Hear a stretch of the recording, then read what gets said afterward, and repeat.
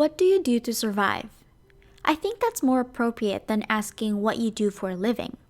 I mean, how would you define living? It's about feeling alive. It's about feeling that rush and zest for life. It's about bright prospects. It's about producing value. The thing that you do on a daily basis, your source of income that keeps you from starving and living on the streets, may not make you feel all those warm sentiments I just mentioned. You may even dread doing it every day. You're only doing it for that paycheck of survival. Do you resonate with the former or the latter? Do you have a job that makes you feel accomplished? Does it make you feel like you're doing something significant? Or do you go about your job like a robot doing a monotonous routine that doesn't even make sense to you? Hi, welcome to the Wealth Monopoly. Do you consider your job a sacred duty? Do you work only because you are monitored and managed to do so? Does your job still serve purpose, or is it gnawing away at your humanity? Today, we talk about what no one wants to talk about: the useless jobs that have plagued our society. The patient call center representative that listens and answers to customer concerns. The stylish hairdresser that makes sure you have a great hair day.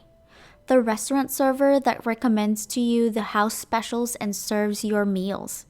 These are the first jobs that come into mind when you think of the service sector. But actually, it spans more than that. It includes lawyers, retail sales associates, and managers, among others. As of 2019, there have been around 26.1 million people employed in service occupations in the US. The growth of the service sector gave rise to bull jobs. It's time to understand the jobs that exist only to gratify the people who do it. These jobs offer no substantial value to the entirety of the community. It's a feature of modern advanced capitalism. To understand it better, let's talk about Soviet communism first. For 11 years, the Soviet Union had a continuous working week. There were no Sundays or holidays. It created the illusion of a culture of intense work. Civilian labor force was the main focus. This meant that everyone had to be working. The problem was there were not enough jobs to delegate. To achieve as much employment, people were hired to do menial and pointless tasks that the work system could have done without. Basically, they had jobs just for the sake of having one. The modern Western world and 1950s Russia are obviously two different settings. The point is, unnecessary jobs were in place back then and they continue to exist today. David Graeber, anthropologist and professor at the London School of Economics, discusses unnecessary jobs in detail in his book Bullshit Jobs: A Theory. He narrows it down to 5 categories of unnecessary bull jobs. Before we talk further about the 5 categories of bull jobs, please do give this video a thumbs up. Feel free to leave your thoughts, ideas, and suggestions in the comment section below. There's this notion that the rich are job creators even if the jobs they offer are absolutely unnecessary and not at all useful. This is where the flunkies come in. These are the people who are bossed around, assistants, doormen, and receptionists, among others. You can't be magnificent without an entourage, right? The flunkies add glory and emphasize the importance of their superiors. Duct tape is a go-to repair tool. The same can be said for duct tapers. They are expected to clean up after the mistakes of incompetent supervisors who could have fixed it systematically but are too lazy to do so. Graeber illustrates this through his example of an employer with a leaked roof. Instead of having it fixed, he puts a bucket underneath the leak. The duct taper is in charge of regularly dumping the water. Next up are box tickers. Their job is to make companies feel like they're doing something they are not. They do this through sharing impressive bull reports and seemingly important presentations with the public.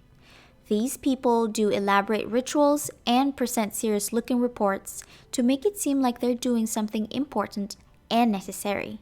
These usually involve administrative jobs. There are industries that exist only because other people have employed them. triggering a pattern where the same type of employment exists in other companies for the sake of keeping up with their competitors.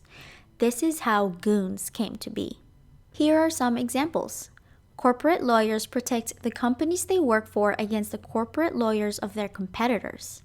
A PR team exists to counteract negative publicity released by opposing PR.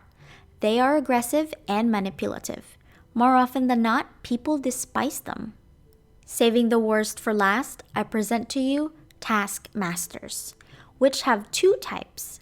First are the unnecessary superiors who manage people who do not need to be managed. Second are the bull creators who formulate more bull jobs for other people to do. A perfect example of type 1 taskmaster is middle management. They were once actually doing a job until they got promoted. They got a bigger office with a better view on a higher floor of the building. They are responsible for creating target statistics and productivity metrics, which is their way of supervising the underlings who do not need supervision. Type 2 taskmaster is the more harmful one, since he is the one adding more bull to the equation. They assign reviews and assessments to underlings, which just distracts them from the focus of their actual job. They not only assign bull tasks to others, but they also create whole new bull jobs. Not all jobs are classified in just one category. They may overlap or gradually shift from one another. It is also possible that there may only be identifiable elements of your work that are bull. Now, how and why did things get this way? Our jobs seem to have eaten up our lives. It's as if it defines the very core of our waking existence. Are we motivated by competitive status and power? Perhaps we have been acculturated with bull jobs. It all started when you were in college working student jobs like cleaning tables and scanning IDs. You were doing all this while accomplishing a bull degree in preparation for your future bull job. Bull jobs continue to increase. Bull work is better than no work at all. It's bull jobs that make our entire system run after all. Economist John Maynard Keynes predicted that technology would advance such that we would achieve a 15-hour workweek by century's end. But here we are continuously inventing bull jobs. What if we spent more time not pretending to work 40 hours a week? By this time, you've probably already figured out if you're stuck in a bull job or if you believe that your work produces value in society. As always, we are with you on this journey of wealth. If you're currently grinding at a bull job that you want to escape, already executing your escape plan, or still contemplating whether or not you want to remain tethered to the bull, tell us about your story in the comment section below.